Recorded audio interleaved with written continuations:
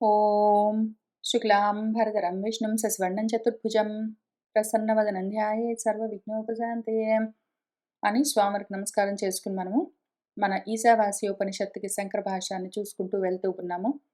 పోయిన వారము 4వ మంత్రాన్ని కూడా చాలా భాగం చూసుకున్నాము. మళ్ళీ ఒకసారి 3వ మంత్రం 4వ మంత్రంలో ఉన్న విషయాలు కొంచెం మళ్ళీ క్లారిఫై చేసుకుంటూ, ఎందుకంటే మళ్ళీ ఎక్కడ ఈ విషయాలు మర్చిపోవడానికి వీల్లేదు. అందుకోసము మళ్ళీ ప్రయత్నం చేసుకుంటూ వెళ్తూ ఉన్నాము. ఇక్కడ ఇదానీం ఇప్పుడు అవిద్వత్, అసంపూర్ణ విద్వత్ ఏదున్నదో, జ్ఞానము అసంపూర్ణంగా ఉన్న చోట అది నిందనీయము, గర్హనీయము అని చెప్తూ, ఒకవేళ నీ విద్వత్తుని జ్ఞానము అసంపూర్ణంగా ఉన్నది, అది అవిద్య అయి ఉన్నది, అసంపూర్ణ విద్య, అసంపూర్ణ ఆత్మ విద్య, అసంపూర్ణ జ్ఞానము అయి ఉన్నది అంటే దాన్ని పూర్తి చేసుకోవలసి ఉంటుంది. అసంపూర్తిగా ఉన్నది అంటే దాన్ని అట్లా వదిలిపెట్టడానికి వీల్లేదు అని చెప్పడం కోసము. అట్లా చేస్తే ఏమవుతుంది, నీ జ్ఞానము, నీ విద్య అసంపూర్తిగా ఉన్నది అంటే దానివల్ల నీకు జరిగేదేమి అంటే అని దాని గురించి చెప్పడం కోసము ఈ మంత్రాన్ని మొదలుపెట్టారు. 3వ మంత్రాన్ని.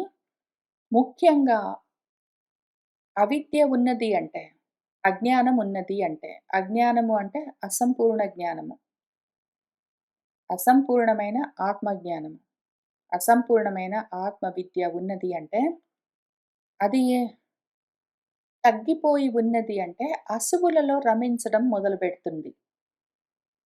అది ఇంకప్పుడు ఆత్మలో రమించడం అన్న విషయాన్ని పోగొట్టుకుంటుంది. అది ఇంతకీ విచిత్రం ఏంటంటే, తగ్గిపోయి ఉన్న జ్ఞానము దేన్ని తగ్గించుకున్నది అంటే, ఆత్మజ్ఞానం పోర్షన్ మాత్రం తగ్గిపోతుంది. ఆత్మజ్ఞానం పోర్షన్ తగ్గి అందులో రమించడం తెలియదు, మర్చిపోయి అనాత్మ విషయాల్లో రమించడం. ఎందుకంటే మిగిలిపోయిందేమి అనాత్మే. అసంపూర్ణ ఆత్మ మిగిలింది కాబట్టి, అసంపూర్తిగా ఉన్న ఆత్మల్లో ముక్కలు ముక్కలుగా, ఖండఖండాలుగా ఉన్న ఆత్మలో రమించడం మొదలుపెడుతుంది పాపమది.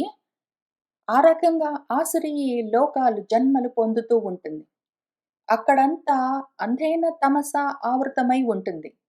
అంధతమస్సు అంటే చీకట్లతో నిండిన అంధకారము. అంధత్వం ఎందుకు? ఆత్మను చూడలేకపోవడమే అంధత్వము. ఎందుకు ఆత్మను చూడలేము అంటే, ఇంద్రియాలతో తెలియబడేది గాదు. మనమేమో అసంపూర్తి జ్ఞానంతో అసంపూర్తి తత్వాల్లోకి, అసంపూర్తి తత్వాలంటే అనాత్మ తత్వాల్లోకొచ్చేసాము. అక్కడ ఉండేవి ఓన్లీ ఇంద్రియాలే. ఇంద్రియాలతో రమించడం మాత్రం తెలుస్తుంటుంది. ఉంటే అక్కడ లోకాలుంటాయి, జన్మలు. అందులో ఇంద్రియాలుంటాయి. అవేవో ఆ ఇంద్రియ విషయాల్లో రమిస్తుంటాయి. దాంతో ఏమైతుంది, ఆత్మ పోర్షన్, ఆత్మ భాగం మాత్రం అసంపూర్ణంగా మిగిలిపోయింది. అక్కడ అది మాత్రము కనిపించట్లేదు. దాన్ని ఉన్నంత పాటికి ఉన్నన్ని కొన్ని ఇంద్రియాలతోటి చూడలేము. అది ఇంద్రియాలకు దొరికేది గాదు. దాంతో ఆ అంధత్వం గలుగుతుంది. ఆత్మను చూడలేని అంధత్వం ఒకటుంటుంది. కానీ ఈ అసంపూర్ణమైన జ్ఞానంతో ఏమి చూడగలము అంటే, అసత్ విషయాలను, అసంపూర్తంగా ఉన్న విషయాలను మాత్రం చూడగలము. అది చీకటి. ఎందుకంటే ఆత్మ ఒక్కటే, పరిపూర్ణమైన ఆత్మ ఒక్కటి ప్రకాశం. అసంపూర్ణమైన ఆత్మలు, అనాత్మలన్నీ చీకట్లు. ఈ చీకట్లు ఆ అంధత్వం. ఒకవైపు ఆత్మని చూడలేము, ఒకవైపు అనాత్మలను మాత్రమే తెలుసుకుంటుంటాము. ఈ 2 రకాల కాంబినేషన్‌తో, చాలా బ్యాడ్ కాంబినేషన్, చాలా డేంజరస్ కాంబినేషన్ తోటి తగులుకుని ఉంటాము. అది ఆవరించి ఉంటుంది మనల్ని.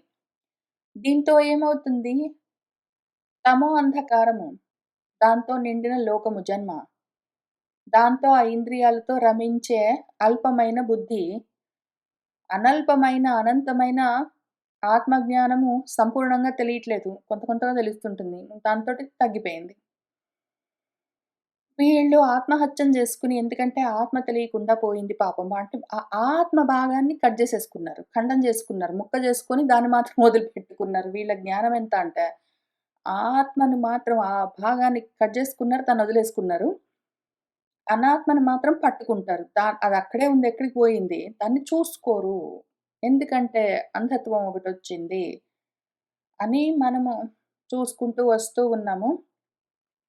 ఇటువంటి అసంపూర్ణ జ్ఞానంలో నుంచి, అజ్ఞానంలో నుంచి బయటపడడం మనకు అత్యవసరము అని తెలుసుకుంటూ వెళ్తూ ఉన్నాము. ఇక్కడ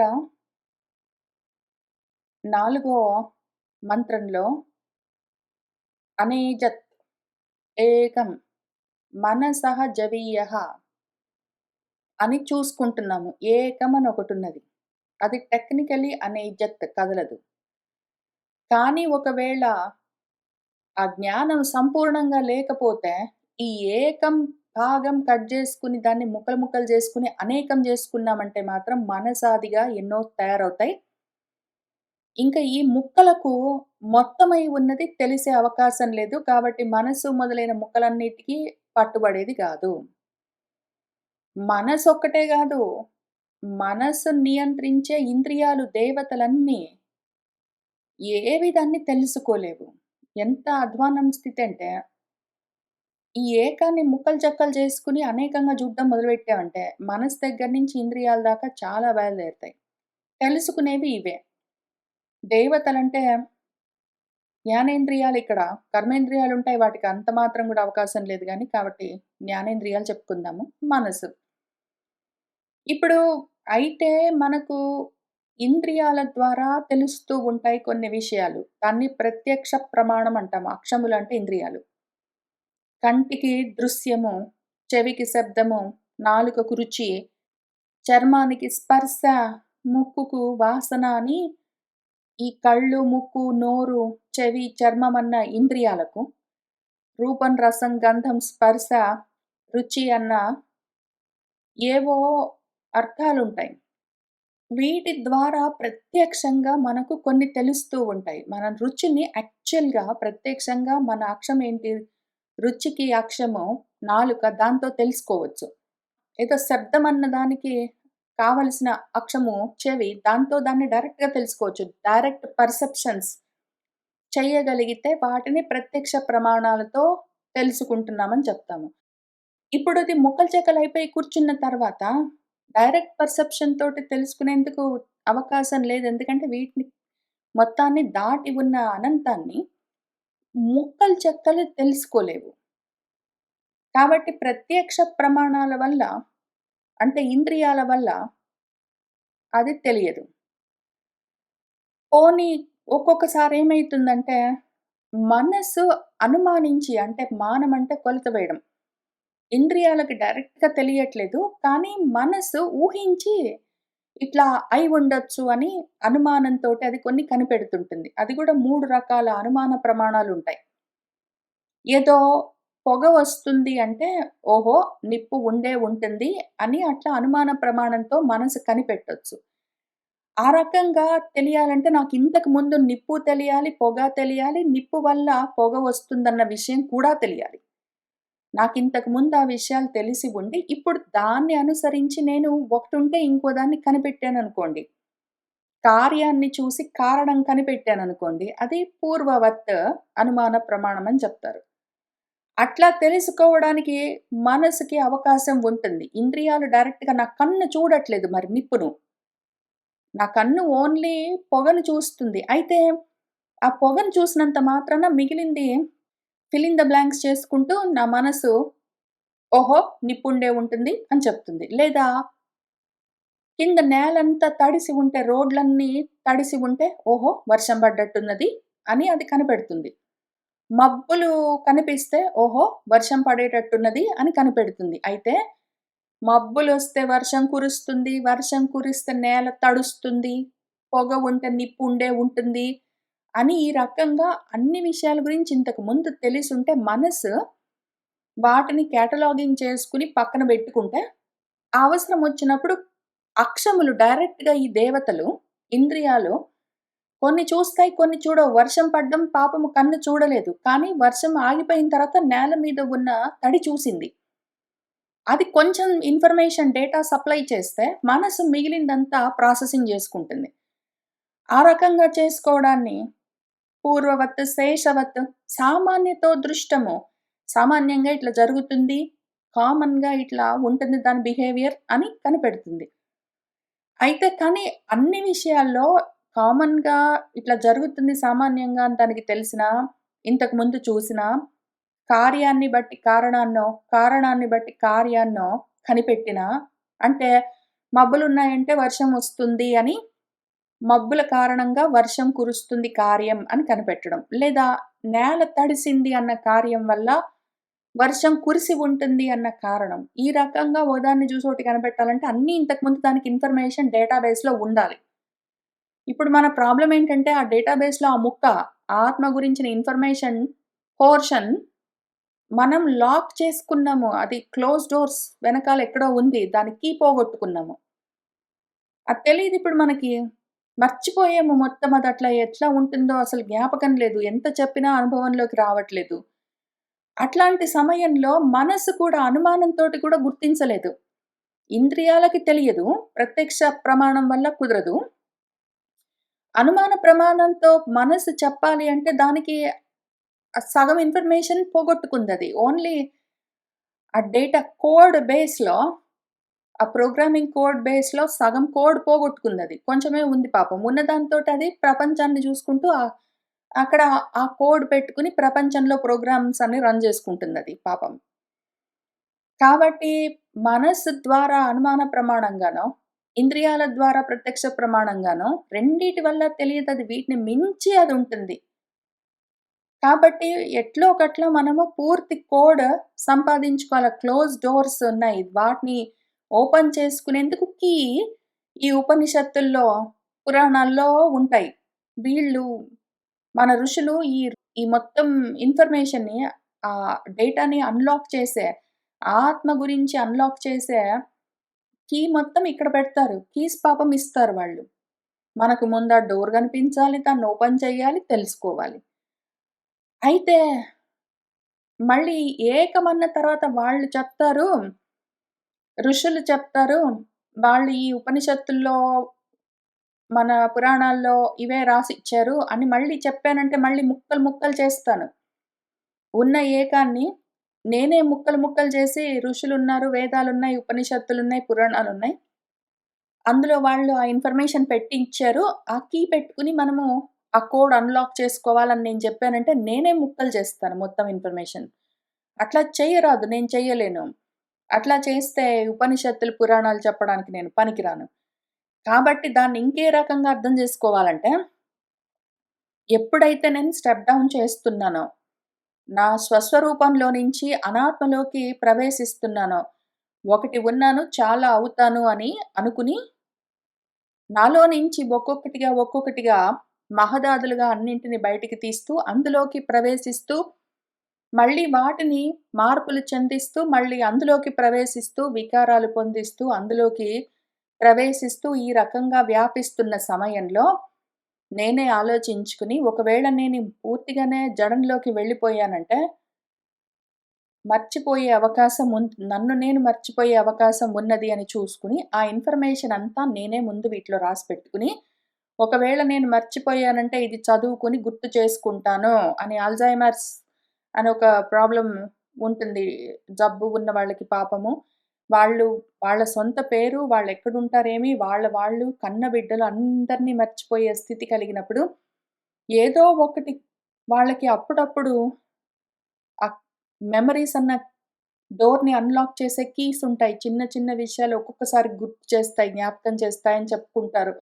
నా పరిజ్ఞానం అంతా ఆన్‌లైన్ సెర్చెస్ చేయడము లేదా మూవీసో, టీవీ సీరియల్స్ చూడడం అంతవరకే. కానీ ఆ రకంగా నేను ఇందులోకొచ్చానంటే మర్చిపోయే ప్రమాదం ఉంటుంది. అప్పుడు నాకు గుర్తు రావడం కోసము అని యాక్చువల్‌గా ఇది నా సొంత ఎగ్జాంపుల్ గూడా గాదు. నాకు చెప్తున్నాను గాబట్టి గుర్తొచ్చింది. 'నోట్ బుక్' అని ఒక ఇంగ్లీష్ మూవీ ఉంది. ఆ నోట్ బుక్‌లో ఆమె కొంచెం పెద్ద వయసొచ్చిన తర్వాత అల్జైమర్స్ వల్ల మర్చిపోతుందన్నీ. అయితే ఆ జబ్బు మొదలవుతున్న కొత్తలో ఆమె ఆలోచించుకుని వాళ్ళ హస్బెండ్ ఏం చేస్తాడంటే నోట్‌బుక్‌లో చాలా విషయాలు వాళ్ళిద్దరి గురించి రాసుకుంటారు. ఆ నోట్‌బుక్ చదివితే ఆమెకు స్వల్పంగానైనా సరే, కొంతసేపైనా సరే ఆమె గురించి ఆమెకి జ్ఞాపకాలొస్తాయి. మళ్ళీ పాపం జారిపోతుంది. ఎందుకంటే ఇంకా మందు కనిపెట్టలేదు ఆ జబ్బుకు. కనిపెడతారేమో! కనిపెడితే బాగుంటుంది. కానీ ఆ రకంగా అటువంటి పరిస్థితొస్తుందనుకున్నప్పుడే వాళ్ళు ముందే ఆ నోట్‌బుక్ అని రాసి పెట్టుకుంటారు. అది చదివితే ఆయన చదివినప్పుడు ఆ తల్లికి కొంచెం బ్రీఫ్‌గా జ్ఞాపకాలొస్తాయి. మళ్ళీ మొత్తం ఆమె స్వరూప జ్ఞానం కలుగుతుంది. అట్లా నా స్వరూపం గురించి నాకు జ్ఞానం కలగాలి అన్న ఉద్దేశంతో నేను ఈ పుస్తకం అంతా రాసుకొని 1, 2 కాదు. అందుకనే నేను రాసుకున్నది. అందుకనే చదువుకుంటాను. ఎక్కడో దగ్గర నా గురించి నాకు మళ్ళీ జ్ఞాపకాలొస్తాయి. ఆ కోరికతోటే మొదలుపెడతాను. అయితే ప్రత్యక్ష అనుమాన ప్రమాణాలతోటి కుదరదు. ఆ కీ అంతా ఈ పుస్తకాల్లోనే ఉంది కాబట్టి ప్రయత్నం చేసుకోవాల్సి వస్తున్నది. నా లోపలే ఉన్నది. మొత్తమంతా నా లోపలే ఉన్నది. అది ఓపెన్ అవ్వాలి. అది ఎందుకు పోగొట్టుకున్నాను? ఎందుకు ఎక్కడ దేనివల్ల నేను ఆ కనెక్షన్ పోగొట్టుకున్నానో, మళ్ళీ దాన్ని తిరిగి ఎస్టాబ్లిష్ చేసుకోవాలి. అని చెప్పుకుంటూ ఇప్పుడు ఎందుకు దేవతలను, ఇంద్రియాలని చెప్పుకుంటున్నామంటే, జ్యోతనాథ్ దేవాహాని మన గురువుగారు కిందనే ఇచ్చారు గాబట్టి చూసుకున్నాము. ఇప్పుడు చివరగా తద్ధావతః అన్యాన్ అత్యేతి తిష్టత్ వరకు మనం ఇక్కడ భాష్యం చూసుకున్నాము. అస్మిన్ అపహ మాతరిష్వా దదాతి అన్న భాగానికి మనం భాష్యం చూడవలసి ఉంది. దాన్ని చూసుకుంటూ వెళ్దాము. అప్పుడేం జరిగిందంటే సర్వవ్యాపి అయిన ఆత్మతత్వం ఏమున్నదో, అది సర్వ సంసార ధర్మాలను వదిలిపెట్టి ఉన్నది. నిరుపాధికమది. అది ఏ క్రియలు లేకుండా ఉంటుంది. ఉపాధుల వల్ల కలిగిన రకరకాల సంసార వికారాలన్నీ అనుభవిస్తూ ఉన్నట్టుగా అవివేకము, అసంపూర్ణ వివేకం కలిగిన మూర్ఖపు మనసులకు అంటే, అదిగో ఆత్మతత్వం గురించిన ఇన్ఫర్మేషన్ ఉన్న మొత్తం భాగాన్ని పోగొట్టుకుని తలుపులు మూసుకుని పోయాయి. ఆత్మ గురించిన ఇన్ఫర్మేషన్ ఉన్న గదికి దాని కీ పోయింది. అసల కోడ్ బేస్ మొత్తము లాక్ అయిపోయింది. ఆ రకంగా ఉన్న వాళ్ళకు ఇంకా అది మర్చిపోయి మిగిలిన కోడ్ అంతంత మాత్రంగా పని చేస్తుంటే అక్కడున్న కర్మలన్నీ చేసుకుంటూ ఇంకింతవరకే అనుకుంటూ ఉన్న వాళ్ళకి ఉన్నవన్నీ ఇవే అని అనిపిస్తూ ఉంటాయి. కాబట్టి వాళ్ళను మించి ఇది దాటి ఉన్నది. తద్ధావతః అది పరిగెడుతూ ఉన్నది. దీన్ని మించి అది పరిగెడుతున్నది. ఎందుకు? అసలు ఒరిజినల్ ప్రోగ్రామ్ రన్ అవుతూనే ఉన్నది.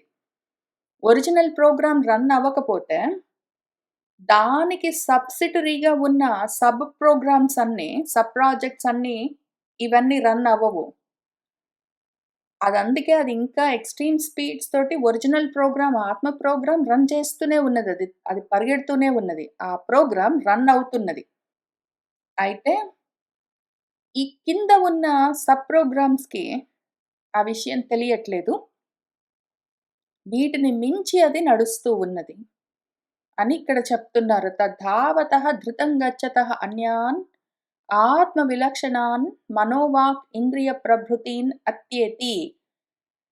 ఆత్మకు విలక్షణంగా ఉన్న మనోవాక్ ఇంద్రియ ప్రభృతులన్నిటిని దాటి వెళ్తూ ఉన్నట్టు గచ్చతి ఇవ వెళ్తున్నట్టుగా కనిపిస్తుంది అని చెప్తున్నారు. అక్కడ మనం పోయిన వారం ఆపాము. ఇంక అక్కడి నుంచి చూసుకుందాం. ఏం చెప్తున్నారో తెలుసుకుంటూ వెళ్దాం. ఎక్కడో దగ్గర గుర్తు రావాలి మనకు. ఎక్కడో దగ్గర మనకు మనం గుర్తు రావాలి. ఇవ అది ఆ ఒరిజినల్ మెయిన్ ప్రోగ్రామ్, ఆ మెయిన్ ఫ్రేమ్ మొత్తం డేటాబేస్ అంతా రన్ చేస్తున్నది ఏదున్నదో అది రన్ అవుతుంది. అయితే దీన్ని దాటి వెళ్తున్నట్టు కనిపిస్తుంది ఇవ. మనోవాగింద్రియ ప్రభృతులన్నిటిని దాటి వెళ్తున్నట్టుగా కనిపిస్తున్నది. గచ్చతి ఇవ అన్నారు మన గురువుగారు. ఇవ అన్నది మంత్రంలో లేదు. అనేజత్ ఏకం మనసః జవీయః న ఏనత్ దేవాః ఆప్నువన్ పూర్వం అర్షత్ తద్ధావతః అన్యాన్ అత్యేతి తిష్టత్ తస్మిన్ అపహ మాతరిష్వా దధాతిలో ఇవ అన్నది లేదు. కానీ ఉన్నది అని ఆయన చెప్తున్నారు. ఎక్కడుందో చూద్దాము. ఇవ అర్థం స్వయం ఏవ దర్శయతి. మళ్ళా సెపరేట్‌గా ఇవ అని రాయవలసిన అవసరం లేదు.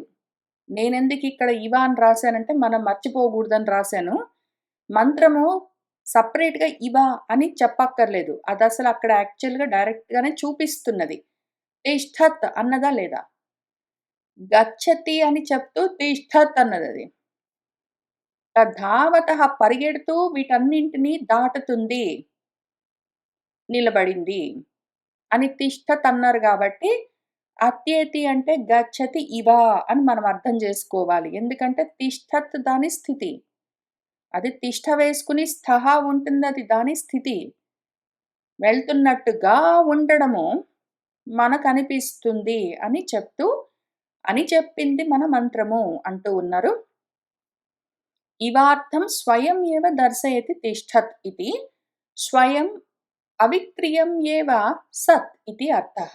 స్వయంగా ఆ సత్‌కి క్రియలేమీ లేవు. పరిగెట్టడం లేదు, దాటిపోవడం లేదు. ఉండడం ఒకటే ఉన్నది. దాని ఏం ఇంక పనులు లేవు. ఉంటుందంతే. ఉండడం సత్. తిష్ఠ అన్నా, స్థః అన్నా, సత్ అన్నా, స్థితి అన్నా దానర్థం ఒకటే ఉన్నది అని. అది చూపిస్తూనే ఉన్నది. ఎక్కడ పడితే అక్కడ మంత్రం అదే చెప్తుంది. కానీ మన మనసేంద్రియ బుద్ధులు ఇత్యాది వాటికి అది పరిగెడుతున్నట్టుగా కనిపిస్తుంటుంది అని దాని తరఫు నుంచి చూపిస్తున్నారు అని చెప్తున్నారు.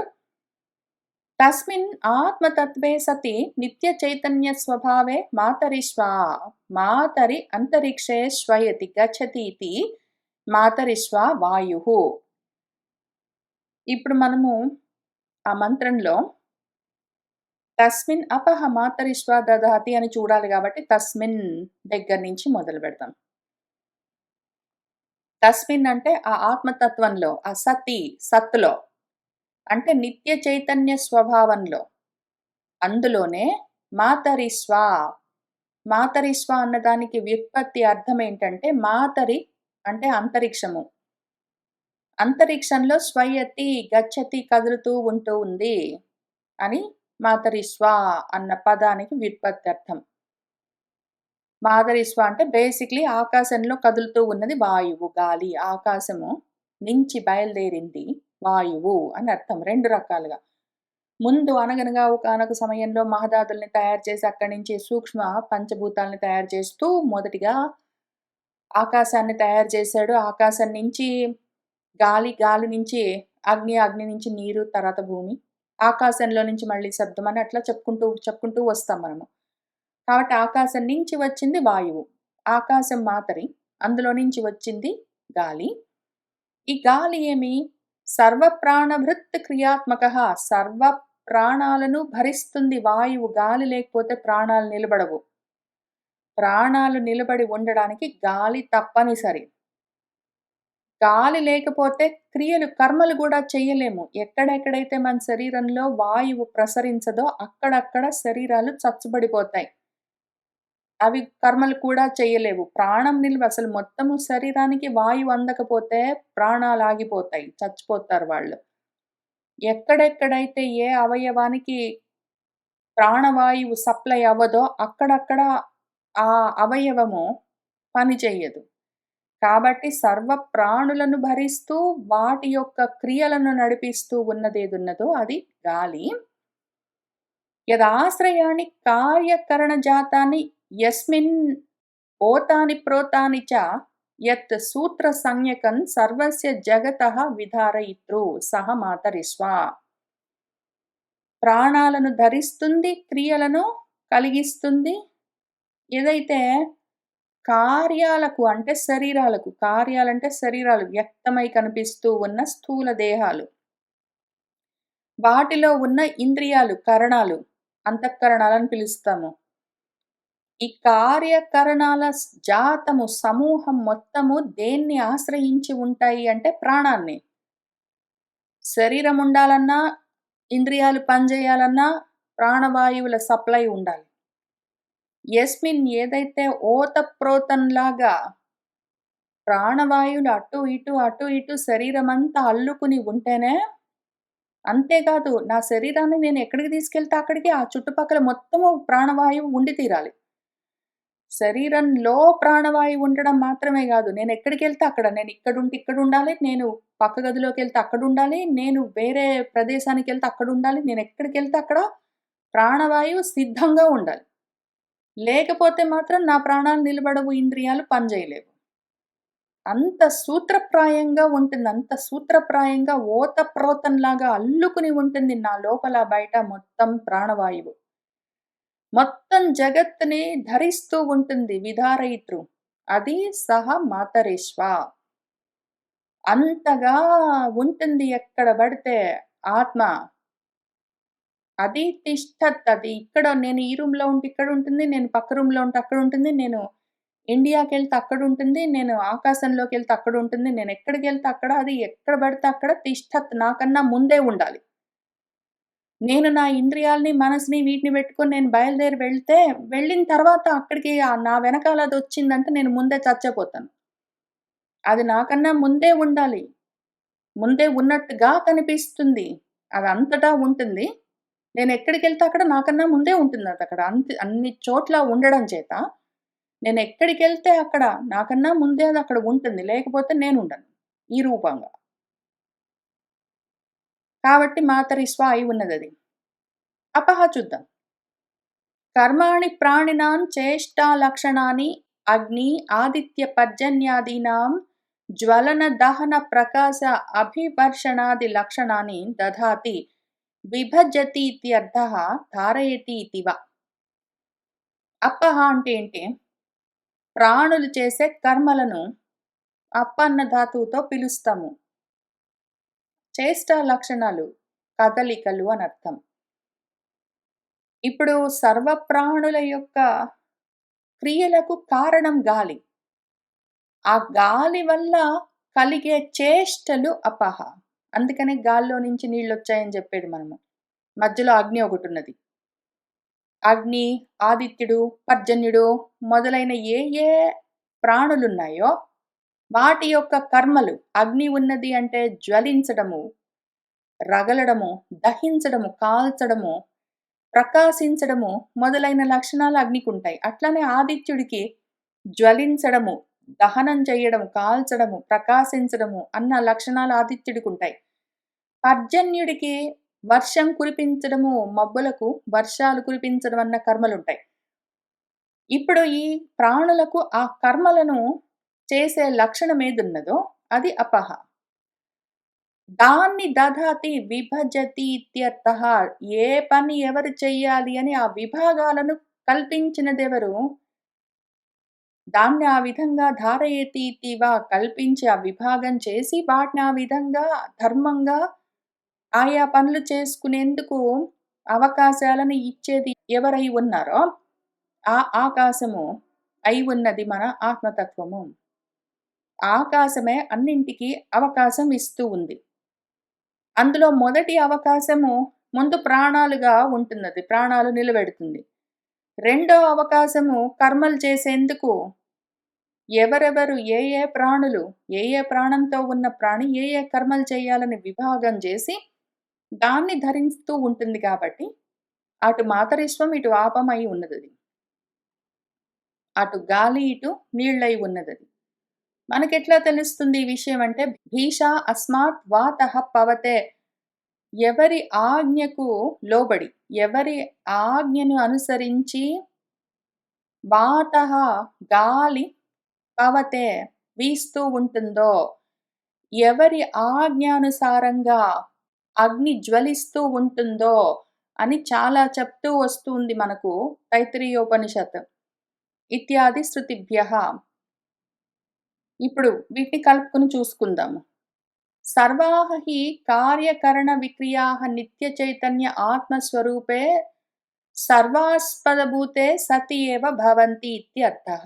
సర్వమైన సమస్త కార్యాలు అంటే శరీరాలు, కరణాలు, ఇంద్రియాలు, అంతఃకరణాలు మొదలైనవన్నీ వాటి యొక్క వికారాలన్నీ ఎక్కడున్నాయి?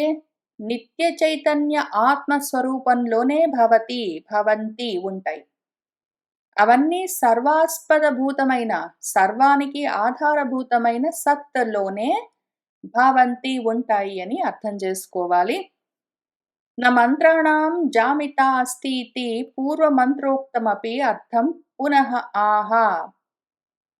మంత్రాలకు అసలు అలసిపోవడం అన్నది లేదు. వాటికి విసుగు రావడం అన్నది లేదు. మంత్రాలకు విసుగన్నది లేదు. చెప్పిందే, చెప్పిందే, చెప్పిందే, చెప్పిందే చెప్తుంటాయి. అదే పనిగా చెప్తాయి. మళ్ళీ చెప్తాయి. ఎందుకైనా మంచిదని ఇంకొకసారి చెప్తాయి. మళ్ళా ఆలోచించుకొని ఇంకోసారి చెప్తాయి. జామిత అన్నది, విసుగన్నది నాస్తి లేదు వాటికి మంత్రాలకి. మనము ఎంత కాలము సిగ్గు లేకుండా అనాత్మలను పట్టుకొని కర్మలు చేసుకుంటూ తిరుగుతామో, అంతకాలం అది విసుగు లేకుండా అవి నువ్వు గాదు, వదిలిపెట్టు, ఆ మోహం వదిలిపెట్టు, ఆ మోహం వదిలిపెట్టు, ఆ మోహం వదిలిపెట్టు అని చెప్తూనే ఉంటుంది పాపం. కాబట్టి పూర్వమంత్రోక్తమపి ఇంతకు ముందే పూర్వమంత్రంలో చెప్పినా గూడా, ఏమి జెప్పింది ఆ పూర్వమంత్రంలో? అనేజదేకం మనసోజవీయః అని అంత క్లియర్‌గా జెప్పి గూడా, వీళ్ళకర్థమైందో కాలేదో గుర్తొచ్చేటట్టు లేదే మొత్తం కీ పోగొట్టుకొని కూర్చున్నారు. కోడంతా రన్ అయితుంటే గూడా వాళ్ళకి కనిపించట్లేదే అని పునః మళ్ళీ చెప్తుందది. మళ్ళీ గుర్తొస్తుందో ఏమో! పోనీ పైన మంత్రం అనేజతేకం మనసోజవీయః అంటే గుర్తు రాలేదో ఏమో! మళ్ళీ ఒకసారి చెప్పి చూద్దాం. తదేజతి, తన్నైజతి అని చెప్దాము. పోనీ ఇక్కడ గుర్తొస్తుందేమో! ఇక్కడ గుర్తు రాకపోతే ఇంకో మంత్రం చెప్దాం. అక్కడ గుర్తొస్తుందేమో! అని పాపం అది ప్రయత్నం చేస్తూనే ఉంటుంది. కాబట్టి ఇప్పుడు ఇంకో మంత్రంతోటి మళ్ళీ మన వెంట పడుతున్నది. మనం రాసుకున్న మన మంత్రం. మర్చిపోతామనే ఇన్ని పేజీలు రాసి పెట్టుకున్నాము. మర్చిపోతామని తెలుసు. దిగుతూ వస్తుంటే, చ్యుతమవుతూ వస్తుంటే, వికారాలు పొందుతూ ఉంటే, మార్పులు జరుగుతూ ఉంటే, అనిత్యమైపోతూ ఉంటే, నన్ను నేను మర్చిపోతానని తెలిసే ఇవన్నీ రాసి పెట్టుకొనొచ్చాము. అందుకనే మళ్ళీ తెలిసే చదువుతుంటాము. గుర్తు చేసుకోవడం కోసం, జ్ఞాపకం కోసం. గంధార దేశానికి మార్గమేదండే అని వెతుకుతూ గుర్తులు చూసుకుంటూ వెళ్తాము అని చాందోగ్యంలో చెప్పినట్టే, ఇదిగో ఇక్కడ ఈ మంత్రం దగ్గర గుర్తొస్తుందేమో ట్రై చేద్దాం. తత్ ఏజతి, తత్ న ఏజతి, తద్దూరే, తత్ ఉ అంతికే, తత్ అంతరస్య, సర్వస్య, తత్ ఉ సర్వస్య అస్య బాహ్యతః. తదేజతి తన్నైజతి తద్దూరే తద్వంతికే తదంతరస్య సర్వస్య తదు సర్వస్య అస్య బాహ్యతః. దీనికి జనరల్ అర్థం చాలా ఈజీ అసలు. యాక్చువల్‌గా భాష్యం గూడా చాలా చిన్న భాష్యం రాశారు చూద్దాం. తత్ అది ఏజతి కదులుతూ ఉంటుంది. తత్ న ఏజతి కదలదు. కదులుతున్నట్టుగా కనిపిస్తుంటుందంతే. ఎందుకు? ఎందుకు అంటే ఇంద్రియాల దగ్గర నుంచి చూస్తూ ఉంటే కదులుతున్నట్టు అనిపిస్తుంది. అంతటా ఉన్నది అది అట్లనే ఉంటుంది. తద్దూరే అది దూరంగా ఉన్నట్టు అనిపిస్తుంటుంది. తత్ అంతికే అది దగ్గరగా ఉన్నట్టు అనిపిస్తుంటుంది. అది దూరంగా ఉంటుంది, దగ్గరగా కూడా ఉంటుంది. ఒక్కోసారి దూరంగా ఉన్నట్టు అనిపిస్తుంది, ఒక్కోసారి దగ్గరున్నట్టు అనిపిస్తుంది. గానీ దూరం లేదు, దగ్గర లేదు. అదెప్పుడూ ఉంటుందట్లా.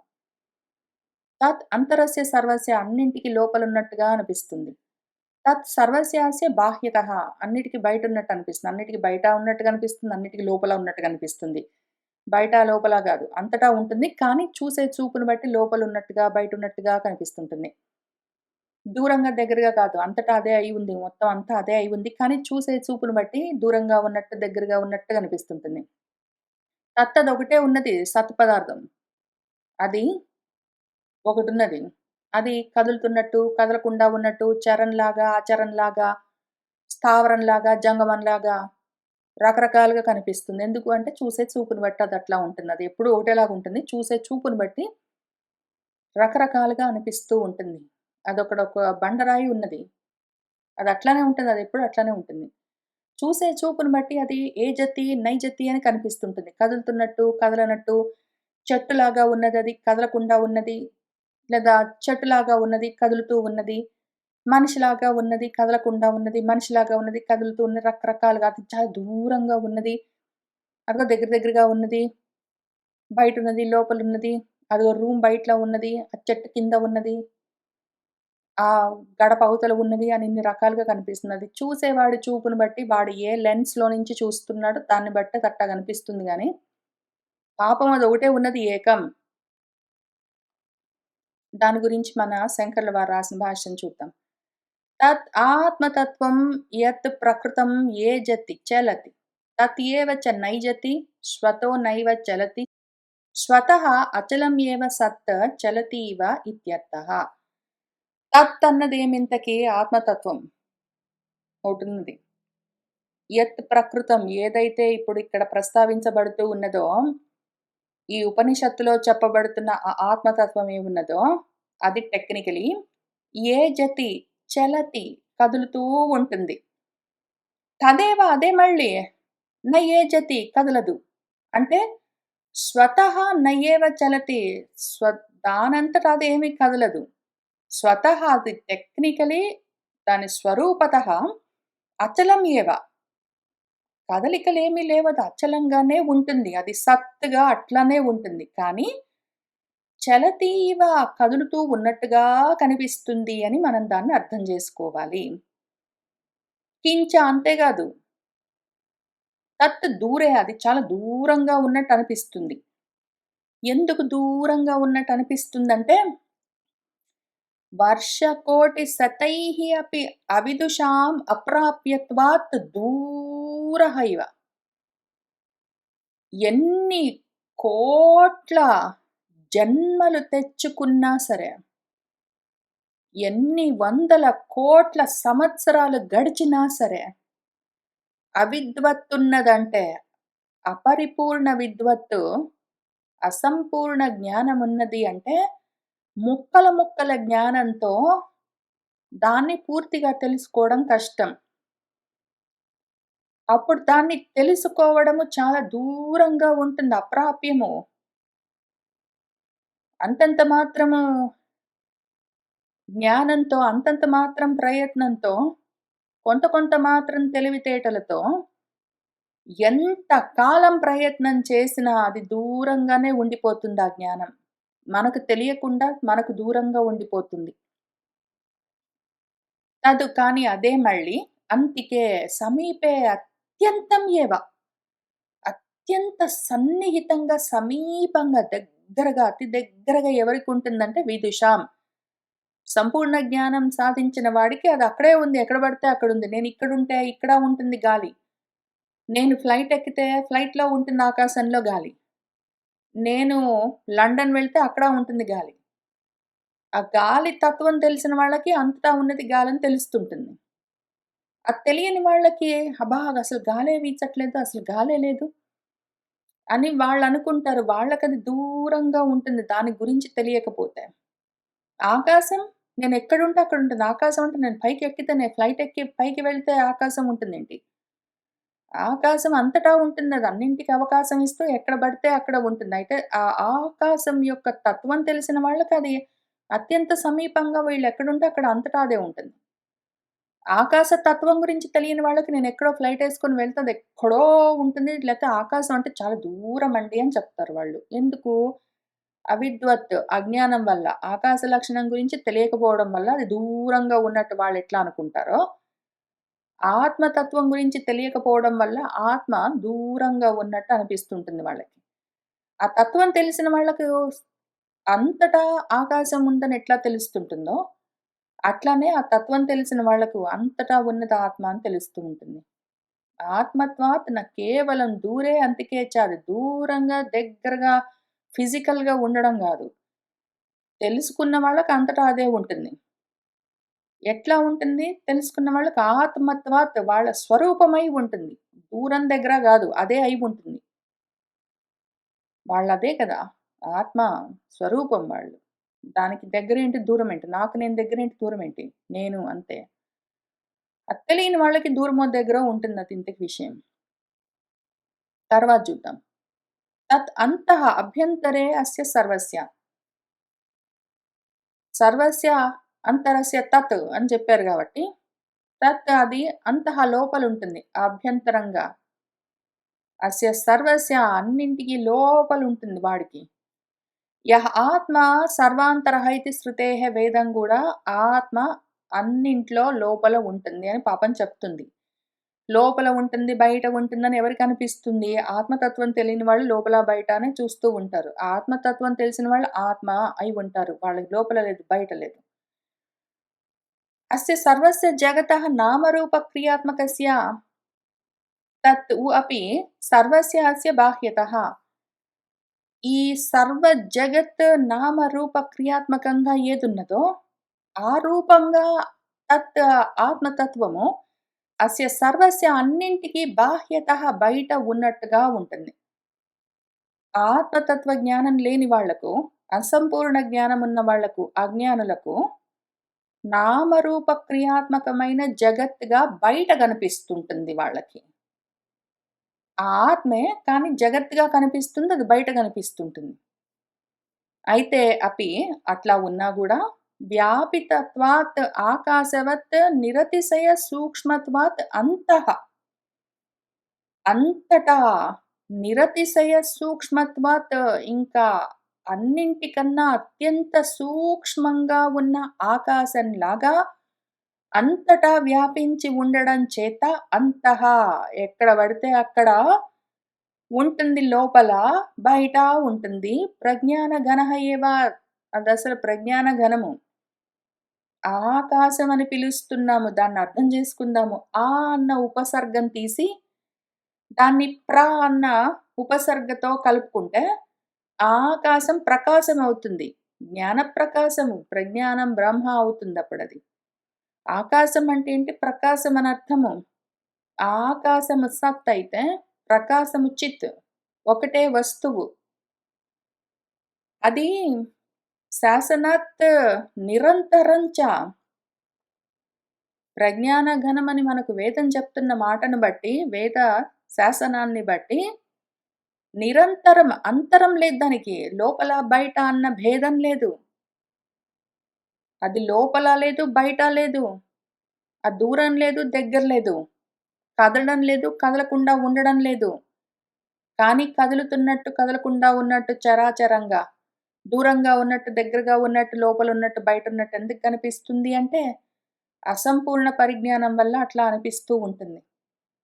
సంపూర్ణ ఆత్మజ్ఞానం కలిగితే ఆత్మస్వరూపమై ఉన్నప్పుడు దూరం, దగ్గర, లోపల, బయట కదులుతూ కదలకుండానెందుకుంటుంది ఉన్నదొక్కటే అయితే. అని ఆ మంత్రానికి అర్థము, దాని భాష్యము. తర్వాత మంత్రం చూసుకుందాము. యః తు సర్వాణి భూతాని ఆత్మని ఏవ అనుపశ్యతి సర్వభూతేషు చ ఆత్మానం తతో న విజుగుప్సతే. యః ఎవరైతే సర్వాణి భూతాని సర్వ ప్రాణులను పంచభూతాలతో సహా అన్నింటినీ ఆత్మని ఏవ తనలోనే అనుపశ్యతి చూసుకుంటూ ఉంటాడో, అట్లానే ఆత్మానం తనను తాను సర్వభూతేషు ప్రాణులన్నింటిలో పంచభూతాలతో సహా మొత్తం బ్రహ్మాండమంతటిలో పశ్యతి చూసుకుంటూ ఉంటాడో, తతః ఇంకప్పుడు వాడు దానివల్ల దేన్ని న విజిగుప్సతే ద్వేషించడింక. అన్నింటిని ఆత్మగానే చూస్తూ ఉన్నవాడు దేన్ని ద్వేషిస్తాడు? వాడు అన్నింట్లో చూసుకోవలసి ఉంటుంది. అన్నింటిని తనలో చూసుకోవలసి ఉంటుంది. ఇంతకుముందు పైన చెప్పినప్పుడు భార్య, పుత్రమిత్ర, కళత్ర ధనాలన్నింటినీ వదిలిపెట్టమని చెప్తూ ఉన్నప్పుడు కూడా చెప్పుకుంటూ వస్తూ ఉన్నాము. వాటన్నిటిని తనకు వేరుగా ఉన్నట్టు చూడడమన్న మోహాన్ని వదిలిపెట్టాలి. అన్యంగా వేరుగా చూడ్డమన్న మోహాన్ని వదిలిపెట్టాలి. అనన్యంగా చూసే విధంగా ఆ చూపుని మార్చుకోవలసి ఉంటుంది అని చెప్పుకుంటూ వస్తూ ఉన్నాము. ఇనీషియలీ అసలు మూర్ఖులు, అజ్ఞానులు, అవిద్వాంసులు, అవిద్యా రూపమైన ఈ చీకట్లలో ఉన్న వాళ్ళేం చేస్తారంటే, నా భార్య, నా భర్త, నా పిల్లలు, నా వాళ్ళు, నా ఉద్యోగము, నా ఇల్లు, నా కారు అని వేరువేరుగా చూస్తూ ఉంటారు. నెక్స్ట్ స్టెప్ అందులో నుంచి బయటపడదామని ప్రయత్నం చేసేవాళ్ళు కావాలని ఇవన్నీ వేరుగా ఉన్నాయి అన్న మోహాన్ని వదిలిపెట్టి, ఆత్మగా ఉన్న తనను తాను చూసుకుంటూ ఉండాలి. ఇంకిప్పుడు అన్యమొకటి ఉన్నది అన్న భావనే వదిలిపెట్టాలి. సర్వభూతాలను నేను అన్న భావనతోటే చూడాలి. ఎవరిని చూసినా సరే వాళ్ళ పైన మోహాన్ని వదిలిపెట్టడం గాదిప్పుడు. అసలు అవన్నీ నేను కాక వేరుగా ఉన్నాయన్న ఆలోచనని, అన్యభావాన్ని వదిలిపెట్టాలి. ద్వైత భావాన్ని వదిలిపెట్టాలి. అనన్యంగా అన్నీ నేనే అన్న విధంగానే చూడాలి. అట్లానే అవన్నీ నేనే అన్న విధంగా నాలో అవన్నీ ఉన్నాయి. నేను వాటిలో ఉన్నానని 2 విధాలుగా అవన్నీ నేనని చూడాలి. నేను వాటిలో ఉన్నాను. అవన్నీ నాలో ఉన్నాయి అన్న విధంగానే చూడాలి. అట్లా చూస్తే ఇంకా జుగుప్స ఉండదు. గోప్తుమిచ్చ దాచిపెట్టాలి, దాచుకోవాలి అన్న ఆ గృధ పైన చూసుకున్నాము మొదటి మంత్రంలో. దేనికోసం నీకా గృధ ఎందుకురా వదిలిపెట్టు అని మొదటి మంత్రంలో చెప్పినట్టు, దాచుకోవాలి, వేరుగా ఉంచుకోవాలి అన్న ఆలోచన ఇంక ఉండదు. దేని గురించి ఉన్నదంతా ఒకటే అయితే, నా దగ్గరున్న, వాళ్ళ దగ్గరున్న 2 ఒకటే, నేను వాడు వేరు కాదు అనుకున్నప్పుడు, జుగుప్స దేని గురించుంటుంది? నాది వాడు తీసుకున్నాడన్న కోపం దేని గురించుంటుంది? నాకిది కావాలి అన్న కోరిక దేని గురించుంటుంది? కోరికలు, కోపాల వల్లే కదా ఈర్ష్య, ద్వేషాలు, అసూయలు, జుగుప్సలన్నీ కలిగేవి. ఇప్పుడేవి ఉండవింక అన్నీ దాటిపోతాడు వాడు. అన్ని రకాల అశుద్ధాలు తొలగిపోతూ ఉంటాయి వాళ్ళలో. యః తు పరివ్రాట్ ముముక్షుః సర్వాణి భూతాని అవ్యక్తాదీని స్థావరాంతాని ఆత్మని ఏవ అనుపశ్యతి. ఆత్మ వ్యతిరిక్తాని న పశ్యతి ఇత్యర్థః. యః ఎవరైతే, యః అంటే ఎవరైతే పరివ్రాజకుడవ్వాలి, ముముక్షువవ్వాలి, మోక్ష ఇచ్చ కలిగిన వాడు కావాలి. ఇటువంటి మోహాల్లో నుంచి బయటపడాలన్న మోక్ష ఇచ్చ ఎవరికుంటుందో, మోహమొద్దు నాకు ముక్తి కావాలన్న కోరిక ఎవరికుంటుందో, వాళ్ళు ముందుగా సాధించవలసిన కొన్ని ఇనీషియల్ స్టెప్స్ ఉంటాయి. ప్రీరిక్విజిట్స్. మోక్షం కావాలనుకున్న వాళ్ళు గ్యారంటీగా తప్పనిసరిగా ఆచరించవలసినవి కొన్నుంటాయి. వాణ్ణి వాడు అన్ని రూపాల్లో చూసుకుంటూ ఉండాలి. అన్ని రూపాలను తనలో చూసుకుంటూ ఉండాలి. అప్పుడు తనకు ఏవి వేరుగా లేవంటే, దేని గురించి వాడికి ఇది కావాలి, అది కావాలన్న కోరికలుంటాయి. అప్పుడు ఆ కోరికల్లో నుంచి వాడు బయటపడొచ్చు. దాని పేరు మోక్షము. అటువంటి ముముక్షువు సర్వాణి భూతాని అవ్యక్తమైన ఏదో పంచభూతాలు, సూక్ష్మ పంచభూతాల దగ్గర నుంచి ఏదో అవ్యక్తమైన తెలియని, కనిపించని రకరకాల తన్మాత్రల దగ్గర నుంచి స్థావరాంతాల వరకు, చెట్ల వరకు, కదలకుండా ఉన్న రాళ్ళు, రప్పల వరకు ప్రతిదీ వ్యక్తమయ్యేదైనా సరే, వ్యక్తం కాకుండా అవ్యక్తంగా ఉండిపోయినా సరే, ఏవైనా సరే అన్నింటినీ ఆత్మని ఏవ తనలోనే అనుపశ్యతి చూసుకుంటూ ఉండాలి వాడు. ఆత్మ వ్యతిరిక్తాని న పశ్యతి. ఏదైనా సరే తనకు వ్యతిరేకంగా, వేరుగా, అన్యంగా ఉన్నది అని చూడరాదు అని దానికర్థం. సర్వభూతేషు తేష్యేవ చ ఆత్మానం తేషామపి భూతానాం స్వం ఆత్మానం ఆత్మత్వేన యథా అస్య దేహస్య కార్యకరణ సంఘాతస్య ఆత్మా అహం సర్వప్రత్యయ సాక్షీభూతః చేతయిత కేవలః నిర్గుణః అనేనైవ స్వరూపేణ అవ్యక్తాదీనాం స్థావరాంతానాం అహం ఏవ ఆత్మా ఇతి సర్వభూతేషు చ ఆత్మానం నిర్విశేషం యః తు అనుపశ్యతి.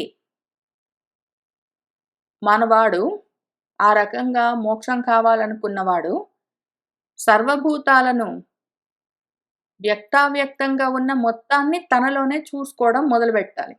కాక సర్వభూతాల్లో తనను తాను వాటిలో, ఆ భూతాల్లో, బయట ప్రాణుల్లో పంచభూతాల వరకు, ఆకాశం నుంచి భూమి వరకు, ఆకాశం, భూమి మధ్యలో ఉన్న అన్నింటినీ చూస్తూ వాటిలో స్వం ఆత్మానం ఆత్మత్వేన అవన్నీ నేనే కదా అన్న దృష్టితోటే ఉండాలి. యథా అస్య దేహస్య ఏ విధంగా చూడాలి? నువ్వెవర్రా అంటే ఈ శరీరం చూసుకుంటాడు వాడు. ఆ స్థూల దేహం చూసుకుంటాడు. ఆ స్థూల దేహం అన్న కార్యం ఒకటుంటుంది. దాంట్లో కరణాలుంటాయి, ఇంద్రియాలుంటాయి, అంతఃకరణాలుంటాయి, ఏంటో ఉంటాయి. వాటి సంఘాతమంతా, గ్రూపంతా, సమూహాన్ని చూపించిట్లా ఇది ఆత్మ, ఇది నేనండి, అహమండి అని చూపిస్తాడు వాడు. వాడు కొంచెం జ్ఞానం కలుగుతూ ఉంటే ఇదంతా ఏదున్నదో దేహంలోని కార్యకరణ సంఘాతం వీటన్నిటికీ నేను ఆత్మనై ఉన్నాను. వీటన్నిటికి సర్వప్రత్యయాలకు, అందులో జరుగుతున్న ప్రతి విషయానికి, ఆలోచనకు అన్నింటికి సాక్షీభూతంగా ఉన్నాను. చేతయిత వాటి చేత ఈ కర్మలన్నీ చేయిస్తూ ఉన్నాను. కేవలమై ఉన్నాను. నిర్గుణమై ఉన్నాను అని ఎట్లా వాడు చూసుకోవడం మొదలుపెడతాడో, అనేనైవ అదే విధంగా పక్క ప్రాణులను చూసి, ఇదిగో ఈ దేహము, శరీరంలో ఉన్న ఇంద్రియాలు, అంతఃకరణాలు ఇవన్నీ స్థూలంగా, సూక్ష్మంగా ఉన్న వ్యక్తావ్యక్తాలన్నింటికీ నేను ఆత్మను, సాక్షీభూతము, నేను చైతన్యము, నేను ఉన్నాను గాబట్టే ఇవన్నీ కదులుతూ, పనులు చేస్తూ ఉన్నాయి అని ఏ విధంగా వాడు అనుకుంటూ ఉంటాడో, అదే విధంగా ఏమి తేడా లేకుండా పక్కన వాడి శరీరాలను చూసుకుంటూ కూడా ప్రతిదాన్ని చూస్తూ వాటిలో ఉన్న ఆత్మ కూడా నేనే అనే అనుకోవాలి వాడు. ఈ శరీరంలో ఈ శరీరాన్ని నడిపిస్తూ ఉన్నది నేను. నేను ఆత్మను. ఈ శరీరము నన్ను అనుసరించి ప్రవర్తిస్తూ ఉన్నది. నేను చూస్తున్నాను కాబట్టి ఈ శరీరం ఉన్నది. నేను చూస్తున్నాను కాబట్టి ఇందులోని ఆలోచనలున్నాయి. నేను చూస్తున్నాను కాబట్టి జాగ్రత్త ప్రపంచమంతా ఉన్నది. నేను చూస్తున్నాను కాబట్టి స్వప్నలోకమంతా ఉన్నది అని ఎట్లా అనుకుంటాడో వాడు, అంత దూరం వచ్చిన యోగి, ముముక్షువు, ఆరురుక్షుడు తర్వాత పక్కన దేహాలను చూసుకుంటూ గూడా అందులో ఉన్నది గూడా నేనే అనుకోవాలి వాడు. మొదటిదే కష్టమంటే రెండోది ఇంకా కష్టం. ఫస్ట్‌దే కష్టమంటే. సర్వ ప్రాణులను తనలో చూసుకోవడమే కష్టమంటే, అన్నింట్లో తనను తాను చూసుకోవాలి. అది చాలా కష్టం యాక్చువల్‌గా.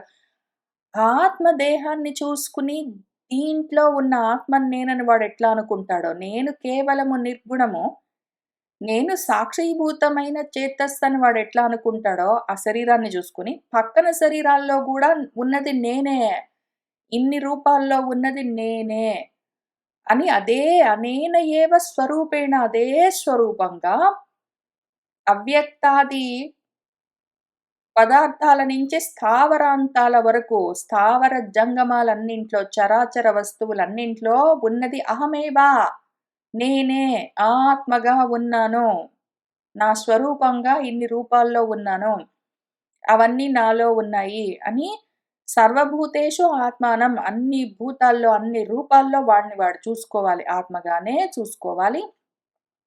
నిర్విశేషం వేరుగా, అన్యంగా చూడరాదు. యహ ఎవడైతే ఆ విధంగా అనుపశ్యతి చూసుకోగలడో, సహ తతః కాబట్టి వాడు తస్మాత్ ఏవ దర్శనాత్ ఆ విధంగా ఆత్మ దర్శనం చేయాలి. ఆత్మ దర్శనం అంటే ఏంటో, నా శరీరం ఉన్నది. అందులో మధ్యలో హృదయం ఉన్నది. హృదయం మధ్యలో ఏంటో ఉన్నది. అక్కడ ఒక ఆత్మ అనే ఒక రూపం ఉన్నది. లేదా రూపం లేదు. రూపం ఉంటే సాకారంగా, రూపం లేతే నిరాకారంగా ఏంటో ఒకటుంది కాదు. ఆత్మ రూపంగా అంటే ఎక్కడ చూసినా నేనే అన్న దృష్టితో ఉండడము ఆత్మ దర్శనము. ఏది చూసినా నేనే అన్న దృష్టితోటే ద్రష్టగా చూస్తూ ఉండడము ఆత్మ దర్శనము. ఆ రకంగా చేయడం వల్ల నా విజుగుప్సతే, విజుగుప్సాం ఘృణాం న కరోతి. ఘృణ అంటే ద్వేషించడం అన్నది ఇంక వాడు న కరోతి చెయ్యలేడు. ఎందుకు చేస్తాడు? ఉన్నదంతా వాడే అయితే ఎవరిని ద్వేషిస్తాడు వాడు? ఈ విషయం మనకు కొత్త విషయం గాదు. కొత్తగా తెలుసుకుంటున్న విషయం గాదు. ఈ వేదం చెప్తున్న ఈ మంత్రము మనకు గూడా చిరపరిచితమే.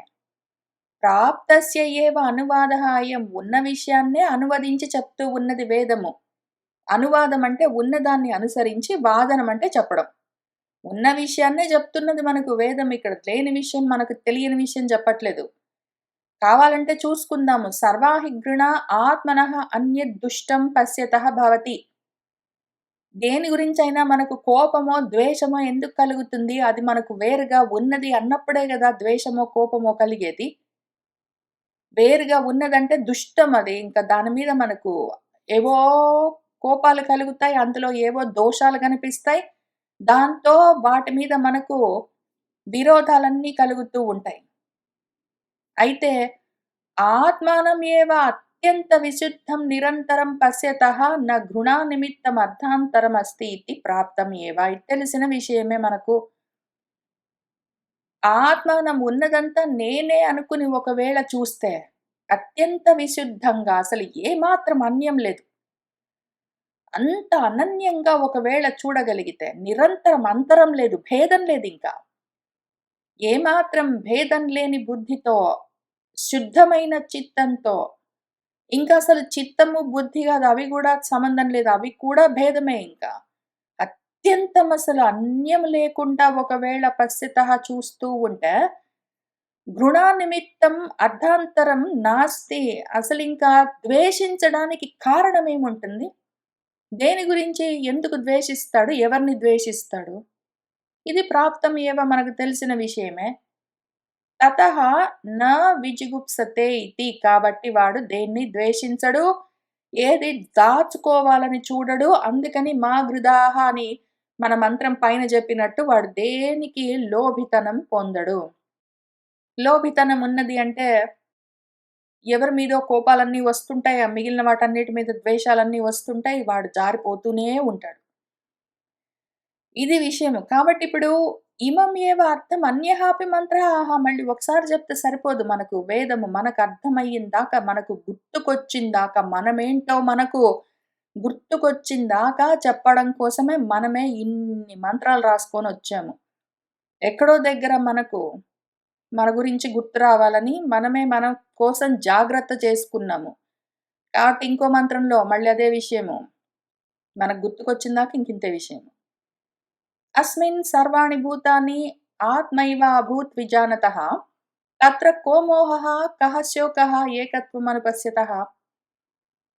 యస్మిన్ ఏదైతే సర్వకాల సర్వావస్థల్లో సర్వభూతాలను ఆత్మగానే భావిస్తూ ఉంటే, ఆత్మే అయిపోయి ఉంటే, అటువంటి విజానతః ఆత్మ విజ్ఞానం కలిగిన వాడు, ఆత్మజ్ఞాని, ఆత్మ గురించి తత్వం తెలిసినవాడు, అటువంటి వాడు అన్నింటినీ తనుగానే భావిస్తూ ఉంటే వాడికి దేని గురించి మోహము?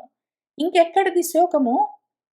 అంతటా ఏకత్వాన్నే చూస్తున్నాడు వాడు. అంతటా అనన్యంగానే భావిస్తూ ఉన్నాడు వాడు.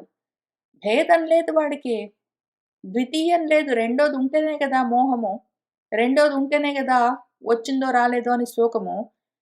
రెండోదే లేకపోతే దేనికి మోహము? దేనికి శోకము? అయ్యో!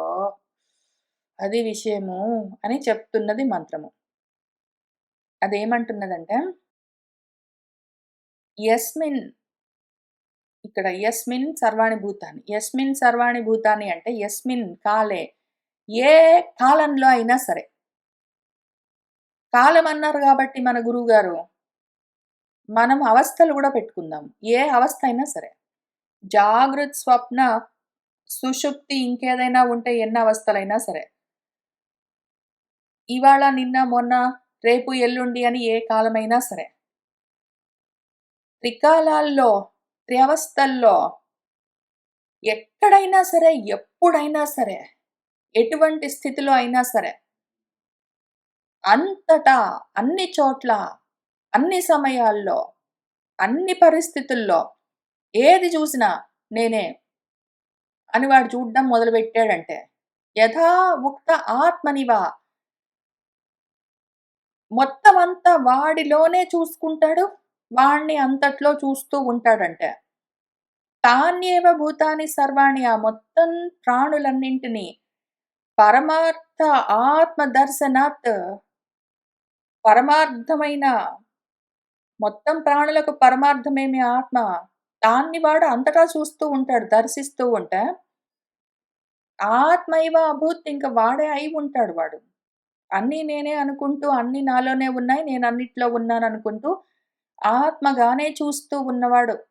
అన్యం చూడట్లేదు వాడు. అనన్యంగా భావిస్తున్న వాడికి, ఆత్మభావన చేస్తున్న వాడికి, ఆత్మే అయి ఉన్నవాడికి, ఆత్మైవ సంవృత్తః పరమార్థ వస్తు విజానతః ఆత్మతోటే కూడి ఉన్నవాడు పరమార్థ వస్తువును తెలుసుకున్నవాడెవడున్నాడో, తత్ర ఇంక వాడికి తస్మిన్ కాలే ఏ కాలంలో అయినా సరే, ఏ అవస్థలోనైనా సరే, తత్ర ఆత్మని వాడిలో ఎప్పుడైనా సరే, కహ మోహః మోహమేముంటుంది? నా కూతురున్నది, అది వేరుగా ఉన్నది. అదేదో దానికి ఆకలేసింది, లేతే అన్నం తినకుండా అది చదువుకుంటుంది. ఇట్లాంటి మోహాలన్నీ అది వేరుగా ఉన్నది అని అనుకోవడం వల్లనే గదా! నేను కాక ఉన్నానా అని అనుకున్నప్పుడు, అయ్యయ్యో! తినలేదు, అయ్యయ్యో! తిన్నదని ఎందుకనిపిస్తుంది? తిన్నదో, తినలేదో, నాతో మాట్లాడిందో, మాట్లాడలేదో అన్న శోకాలెందుకు కలుగుతాయి? ఉన్నదంతా ఒకటే అయితే, మోహము లేదు, శోకము లేదు. శోకః చ మోహః చ కామకర్మ బీజమజానతః భవతి. శోకాలు, మోహాలు ఎవరికి కలుగుతాయి? కామకర్మ బీజము. అసలు నా కూతురు అన్నం తినాలన్న కోరిక. అందుకోసం నేను అన్నం పెట్టాలి, అది తినాలి అన్న కర్మ. దీనికి బీజమేమి? నా అజ్ఞానం అన్న విషయము అజానతః తెలియని వాడికే ఈ మోహాలు, శోకాలు కలుగుతూ ఉంటాయి. నతు ఆత్మ ఏకత్వం విశుద్ధం గగనోపమం పశ్యతః. ఆత్మ ఒక్కటి ఉన్నది. అది విశుద్ధం. రెండోది ఉంటేనే గదా ఇంప్యూరిటీస్ ఉండడం కోసము. గగనోపమం, అది గగన సదృశమైనది. రెండో వస్తువు లేకుండా అద్వితీయమై ఉన్నది, ఏకమై ఉన్నది, ఏకమేవ అద్వితీయమైన ఒక వస్తువు ఉన్నది. అది నేనని చూస్తున్న వాడికి మోహము లేదు, శోకము లేదు. కః మోహః కః శోకః ఇతి శోకమోహయోః అవిద్యాకార్యయోః ఆక్షేపేణ సంభవ ప్రకాశనాత్ సకారణస్య సంసారస్య అత్యంతం ఏవ ఉచ్ఛేదః ప్రదర్శితః భవతి. మోహమేంటి, శోకమేంటి అని శోకమోహాల గురించి, అవి అవిద్యా కార్యాలన్న విషయాన్ని గుర్తు చేస్తూ, వాటిని ఆక్షేపిస్తూ, వాటిని తిరస్కరిస్తూ, అవి ఉండడం అన్నది అసలు శోకము, మోహము అసంభవము, లేనే లేవు అన్న విషయాన్ని ప్రకాశింపచేస్తూ, చూపిస్తూ, శోకము లేదు, మోహము లేదు, ఉన్నాయనుకుంటున్నావు, అది నీ అజ్ఞానము అని సకారణస్య సంసారస్య, సంసారం యొక్క కారణమేమి? శోకమోహాలు. అవెందుకు కలుగుతాయి? అజ్ఞానం వల్ల అని కారణంతో, మూల కారణంతో సహా సంసారం యొక్క మూలాలను సమూలంగా, అత్యంతము వాటిని శాంతము ఉచ్ఛేదః, వాటిని పెళ్లగిస్తూ, సంసార మూలాలను మొదలంట పెళ్లగిస్తూ, వాటిని నరుకుతూ ఈ మంత్రము ప్రదర్శించడము చేసింది. ప్రదర్శితః భవతి, చూపించబడ్డదా విషయం మొత్తము. ఇప్పుడు యః అయం అతీతైః మంత్రైః ఉక్తః ఆత్మా సహ స్వేన రూపేణ కిం లక్షణకః ఇతి ఆహ అయం మంత్రః. ఈ పైన చెప్పిన మంత్రాల్లో చెప్పబడ్డది ఇది కాదు, ఇది కాదు, ఇది కాదని చెప్పుకుంటూ వచ్చారు. అయితే ఆ చెప్పబడ్డ ఆత్మ, ఉక్తః ఆత్మ సహ అది స్వేన రూపేణ కిం లక్షణకః, స్వరూపంగా దాని లక్షణాలేంటి అని చెప్పడం కోసం ఈ మంత్రాన్ని, తర్వాత 8వ మంత్రాన్ని మొదలుపెడుతున్నారు. మనము దీన్ని వచ్చే వారం చదువుకుంటూ వెళ్దాం. అయితే ఈలోగా ఈ 1 వీక్, ఈ 1, 2 వీక్స్ మళ్ళీ మనము ఈ 8వ మంత్రం చదువుకోవడానికి వచ్చి కూర్చొనేలోగా ఒక హోమ్ వర్క్ చేసుకుందాము. నేను నా కూతురు ఎగ్జాంపుల్ చెప్పాను. అది అన్నం తినాలన్న కోరిక. అందుకోసం నేను వంట చేస్తానన్న కర్మ. దీనికి బీజమేమి? నా అజ్ఞానము. ఆ విషయం తెలియకపోతే, అయ్యో! అది అన్నం తినలేదన్న శోకము, తినాలి అన్న మోహము ఉంటాయి. ఇదంతా అజ్ఞానం అని తెలిస్తే ఈ శోకమోహాలుండవని నా గురించే నేనే ఒక ఎగ్జాంపుల్ చెప్పుకున్నాను. మరైతే నా కూతురు అన్నం తింటే తిన్నది, పోతే పోయింది, వంట చేసేది లేదు, పెట్టేది లేదు. నేనేంటి వంట చేసేది, అదేంటి కర్మ? నాకేం కర్మ పట్టింది? అది తింటే తిన్నది, పోతే పోయింది, నాకేం కోరిక? అని అనుకోవాలా? అని ఒక క్వెషన్ వెంటనే కలుగుతుంది. మరైతే ఆ ప్రాపంచికమైన శోకమోహాలు అంత స్థిరంగా, దృఢంగా తగులుకుని ఉండగానే, అదసలంత అజ్ఞానం, దాన్ని వదిలిపెట్టు అని ఇంత దృఢంగా చెప్పారు, అది నిరూపించారు. అసలు అట్లాంటివి లేనే లేవు. శోకమోహాలన్నవి అవిద్యా కారణంగా ఉంటాయి. అవి అవిద్యా కార్యాలు. అని వాటిని అసంభవము, లేనే లేని విషయాలని ఆక్షేపిస్తూ మరి చెప్పారు. సంసారం యొక్క మూల కారణం ఈ అజ్ఞానము, అవిద్య అని దాన్ని ఆ సంసార మూల కారణాన్ని మొదలంట పెళ్లగించి నరికేశారు ఈ మంత్రాల్లో. ముఖ్యంగా ఈ కహ మోహః కహ శోకః అన్న మంత్రంలో అది ప్రదర్శితః భవతి ప్రదర్శించబడ్డది అని చెప్తున్నారు కదా! మరి ఇక్కడ ఈ మంత్రంలో వేదం చెప్తున్న విషయాన్ని మన నిజ జీవితంలో ఉన్న ఎక్స్‌పీరియన్సెస్ అనుభవాల్ని ఎట్లా రికన్సైల్ చేసుకుంటాము, ఎట్లా సమన్వయం చేసుకుంటామన్న విషయం గురించి ఎవరికి వాళ్ళు ఆలోచించుకోవాల్సి ఉంటుంది. నేను గూడా ఆలోచించుకుంటూనే ఉంటాను. మళ్ళీ వచ్చి కూర్చొని చెప్పవలసిన బాధ్యత ఉంది. చెప్పేందుకు కూర్చున్నాను కాబట్టి చెప్తాను. కానీ ఈలోగా మీరు కూడా ఆలోచించుకుంటేనే మీకు అర్థమయ్యేది. ఎంతసేపు పక్కన వాళ్ళనే చెప్తుంటే మీకు నమ్మొచ్చు, నమ్మకపోవచ్చు, అనుకోవచ్చు, ఊరుకోవచ్చు. అయితే మీకు అది యాక్చువల్‌గా ఉపయోగపడాలి అంటే ఈ ఎక్సర్‌సైజ్ మీరే చేసుకోవాలి. మీరు కూడా చేసుకోవాలి. మీరే చేసుకోవాలి. మీకు అర్థం గావాలి. మంత్రం ఎందుకట్లా చెప్తున్నది? వేదం ఎందుకట్లా చెప్తున్నది? మరి నాకెందుకు ఇట్లా అనిపిస్తున్నది? అని ఆ రెండింటిని రికన్సైల్ మీరే చేసుకోవాల్సి ఉంటుంది. చెప్పేవాళ్ళు బయట నుంచి ఎవరైనా చెప్తారు. అయితే అన్ని బాహ్యాలంబనలు మీ లోపలే ఉన్నది విషయము మీరే లోపల నుంచి ఆ ఇన్ఫర్మేషన్ అన్‌లాక్ చేసుకోవాల్సి ఉంటుంది. సరే మరి ఇవాల్టికి ఇక్కడికి ఆపుదాము. సర్వం శ్రీకృష్ణ పరబ్రహ్మ పాదారవిందార్పణమస్తు.